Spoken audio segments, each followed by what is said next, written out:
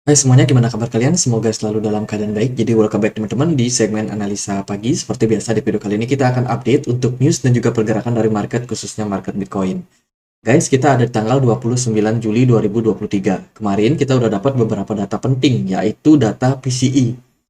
PCE dan juga Core PCE atau Personal Consumption Expenditure dari Amerika Serikat yang merupakan salah satu data inflasi yang akan menjadi acuan dari Jerome Powell dalam hal menentukan kebijakan untuk kenaikan suku bunga ke depannya. Apakah Jerome Powell masih bakalan naikin suku bunga atau pause? Itu kita akan lihat dari beberapa data yang menjadi acuan mereka, teman-teman. Jadi data PCE kemarin so far menurut saya sangat bagus ya. PCE inflation dari sebelumnya 3,8% turun menjadi 3%, 3,0%. Ini penurunan hampir 1%, teman-teman. Ini merupakan ya sinyal yang sangat-sangat bagus. Sementara dari core PCE inflation itu dari 4,6% turun menjadi 4,1%. Ini juga menjadi sinyal yang sangat positif untuk market. Tapi yang harus dicatat adalah ada sedikit bisa dibilang peningkatan daripada PCE eh, month over month-nya, teman-teman. Dari 0,1 naik ke 0,2. Ya, ini bisa digarisbawahi sebagai adanya potensial untuk inflasi naik. Ya, mungkin penyebabnya itu karena harga minyak itu naik ya, teman-teman. Sejak bulan Mei dia berada di bottomnya, kemudian Juni dia udah mulai naik sampai bulan Juli. Jadi ada peningkatan dari harga energi, dan harga energi ini akan berdampak juga sama yang namanya makanan, minuman, ya kan, distribusi barang, karena semuanya masih perlu bensin, masih perlu, ya itulah teman-teman, masih perlu oil and gas. Jadi ini bisa menyebabkan inflasi naik ya, dan sepertinya harga minyak mentah ini udah mulai berada di level stabilnya.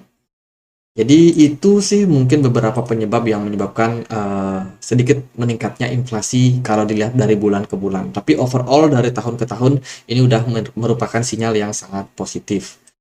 Kalau kita perhatikan dari Fed Interest Rate Decision, teman-teman, atau Fed Rate Monitor Tool, kita bisa menemukan ya saat ini konsensus itu meyakini kalau The Fed masih bakalan pause sebanyak 78%, ya yakin kalau The Fed masih bakalan pause di next FOMC.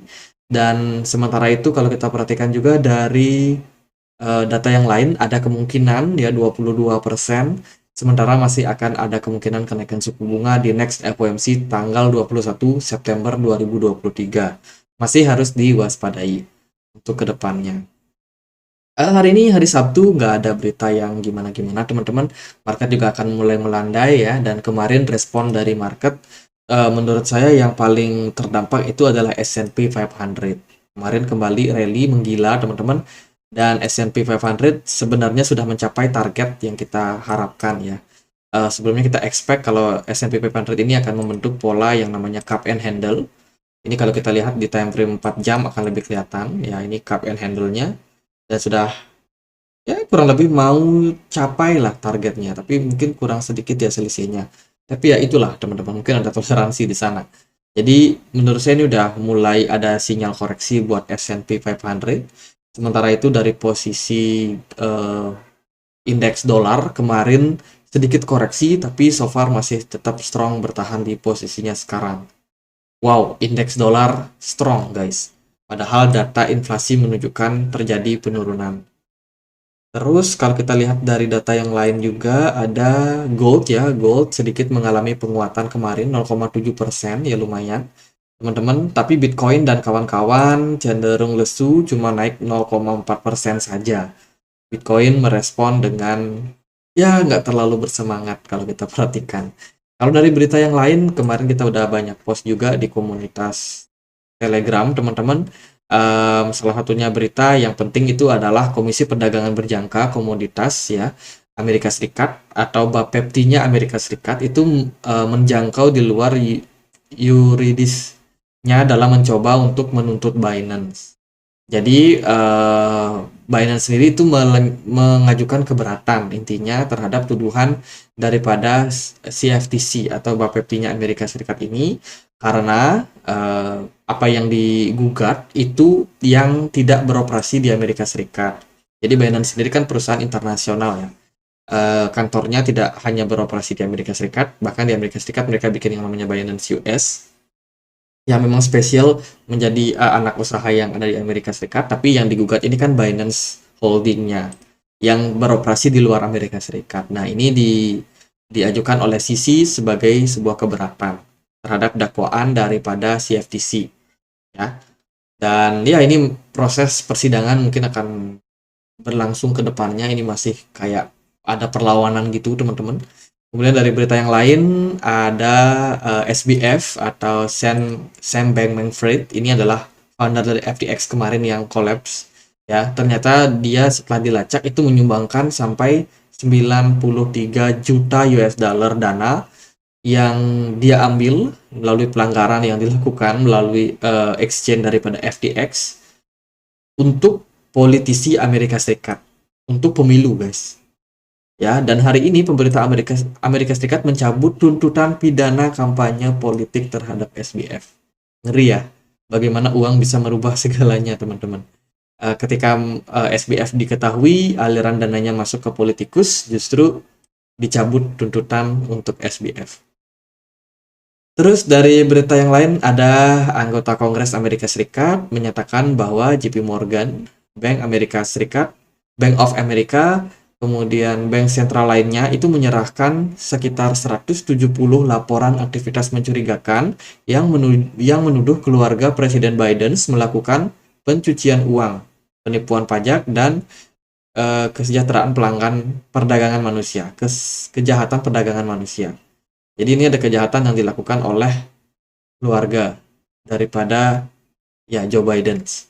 Kemudian ya ini data yang kemarin.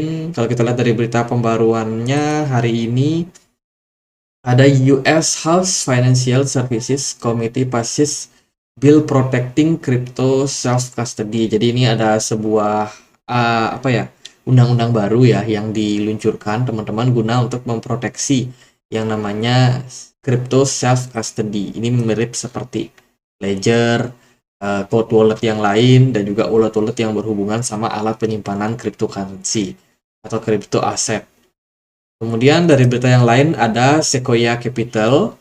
Ini salah satu fund manager, salah satu venture capital yang akhirnya memutuskan untuk cut back fund for crypto investment. Jadi dia menarik sebagian dana mereka, mengurangi investasinya di dunia cryptocurrency. Wah, ada apa nih? Apakah Sequoia Capital kapok karena beberapa proyek yang mereka lakukan ternyata collapse ya, sehingga menimbulkan kerugian atau ya intinya dia mundur lah teman-teman dari beberapa proyek yang mengurangi investasinya. Tapi bukan berarti dia keluar loh dari cryptocurrency, hanya saja mengurangi proporsinya, teman-teman. Jadi itu beberapa data yang cukup ramai di market. Sekarang kita akan lihat gimana posisi dari pergerakan Bitcoin. Bitcoin so far masih tetap bertahan, teman-teman, di level support krusial yang kita sudah bahas kemarin, yaitu Fibo 61,8. Masih ditahan di level tersebut, ya, dan belum ada tanda-tanda penurunan. Kemarin data PCI harusnya positif ya buat market, cuman Bitcoin sendiri tidak merespon dengan hal demikian. Bila kita perhatikan dari volume perdagangannya naik, tapi dari smart money masih belum terlalu menarik, teman-teman. Ya, pergerakan smart money masih cenderung kosong di market, dan ini menunjukkan bahwa ya market masih cenderung wait and see untuk posisi sekarang. Sedikit pertimbangan aja, kita lihat data dari balance sheet Amerika Serikat. Jadi buat teman-teman yang belum tahu, balance sheet atau neraca keuangan Fed ini adalah salah satu indikator makroekonomi yang penting yang bisa menunjukkan arah jalannya ekonomi yang sehat serta sehat tidaknya perekonomian Amerika Serikat secara keseluruhan. Jadi kalau kita lihat ada dua kemungkinan daripada neraca ini ya. Bisa jadi neraca naik teman-teman, bisa jadi neraca turun. Kalau kita lihat neraca naik itu contohnya waktu The Fed itu mulai melakukan QE, quantitative easing, di mana istilah kasarnya adalah cetak duit ya. The Fed melakukan cetak duit karena ekonomi yang lesu, memberikan stimulus ke market, sehingga menyebabkan market kembali bergairah.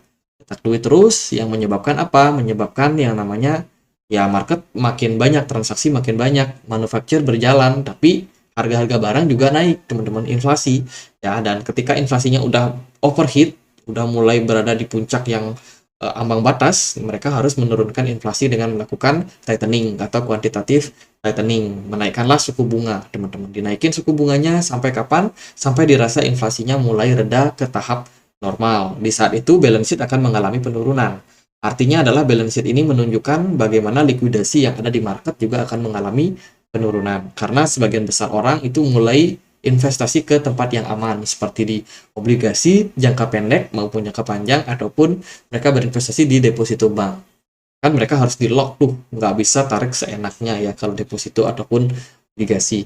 Maka dari itu balance sheet-nya akan cenderung turun, teman-teman. Nah, balance sheet yang turun ini menandakan likuidasi di market juga mengalami penurunan.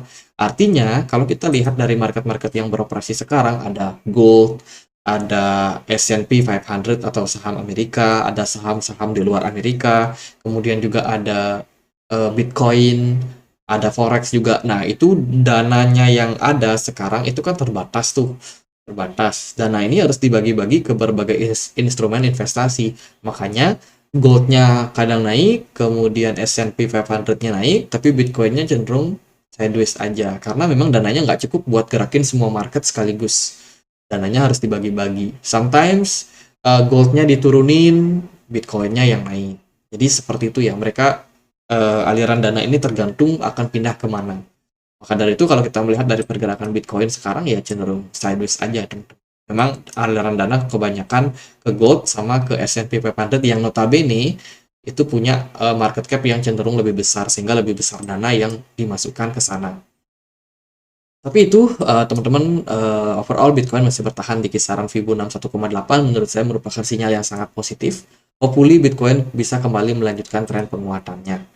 Bila mana kalau kita lihat di time frame yang lebih kecil, di time frame 1 jam contohnya, smart money benar-benar kosong ya, kecil sekali pergerakannya. Volume perdagangannya naik, dan ya dari MACD sendiri sih memberikan sinyal yang masih hijau, teman-teman. Tapi ini udah mulai harus diwaspadai sih, karena ada potensial untuk pergerakan Bitcoin bisa aja melemah kembali, teman-teman. Kalau kita perhatikan level support terdekat itu ada di kisaran harga 29.000 ya, sementara level resistance-nya ada di kisaran 29.700. Jadi kalau hari ini Bitcoin sementok-mentoknya naik, kemungkinan sih ke 29.700. Di sana ada resistance dari trend line. Dan kalau dia turun, maka kita harus lihat nih, apakah Bitcoin bisa bertahan di kisaran 29.000 atau dia justru malah breakdown mencari level strong support berikutnya, yaitu di kisaran 28.000, 28.200. Jadi gitu sih buat Bitcoin hari ini. Semoga videonya bisa bermanfaat. Dan kalau teman-teman ada pertanyaan lain, ada koin lain buat dibahas, silahkan langsung tulis di kolom komentar. By the way, BTC Dominance sudah turun ya. Semoga altcoin dapat momentum buat rally kembali. Itu aja, semoga bisa bermanfaat. Akhir kata saya Andri. Terima kasih.